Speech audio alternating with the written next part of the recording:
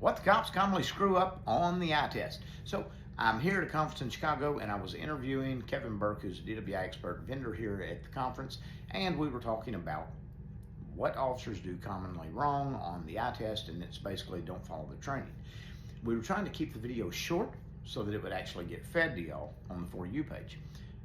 But people said didn't give us enough information. You didn't go into detail about what officers didn't follow on their training. So I'm gonna try to go through a lot of that right now. I'm gonna try to go through it pretty quick. So pay attention.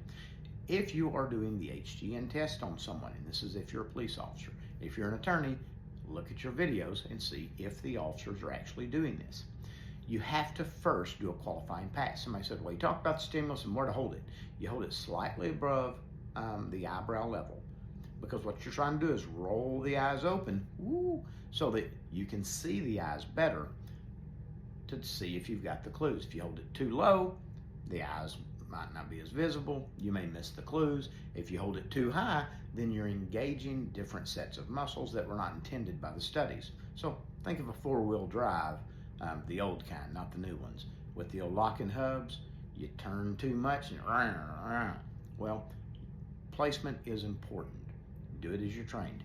The other thing is you have to do your qualifying passes to make sure they're medically qualified. You got to check for that equal tracking, and you have to look for equal pupil size. That has to be done. So officers are looking for 3 clues in each eye, and there is a lack of smooth pursuit. That's one clue. So if the eyes are jerking, that's one of the things they're looking for. The other thing they're looking for is to see if you have nystagmus, and that's a jerking of the eye. Over here, maximum deviation, and that is where the eyes are all the way over, and it's a little bit painful. You'll feel pressure in your eyes when you're doing it. But if you have nystagmus sustained, then that's one of the clues they're looking for. The other is they're testing to see if you've got nystagmus prior to getting to 45 degrees. And there's something called Tharp's equation.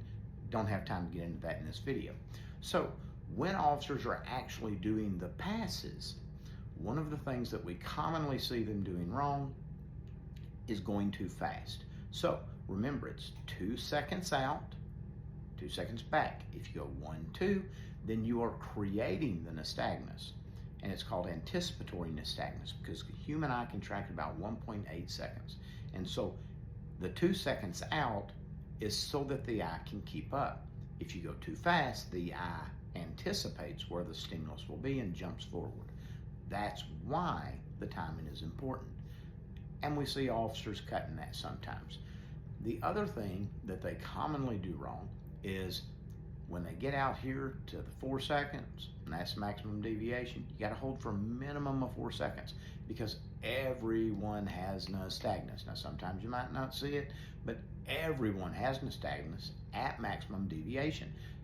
But it won't be sustained for longer than 4 seconds generally. And these are general rules. But the training is very specific on what you have to do. The other thing that we commonly see is not doing enough passes. So you have to check each eye for each clue twice. So you need to verify. So if you only do a couple of passes, another thing that we commonly see is officers that try to combine passes and clues. So they say, well, I was looking for lack of smooth pursuit and onset prior to 4 degrees or 45 degrees when I was going out. Can't do it like that. One of the other things that officers commonly do wrong, and not checking each eye for each clue twice, is misestimating 45 degrees. So when you are looking for onset prior to 45 degrees and you're coming out here, the rule used to be, lined up with the shoulder. They don't say that anymore, but you estimate that 45 degrees. Over here is not 45 degrees. So make sure you estimate that 45 degrees correctly, and make sure you stop when you see nystagmus, because if you keep going, you're not doing the test properly. You have to stop and ensure that that's what it is, where it is.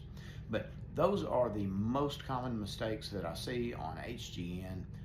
It's the mistakes that get brought up in seminars over and over and over. And so if you're an officer, follow your training. If you're a defense attorney, look for these problems because they are there and they will affect the test or can affect the test. And remember, even if done properly, HGN is a great tool, but it's not conclusive. There are a lot of things that cause it. So, have fun, be careful, and do your stuff.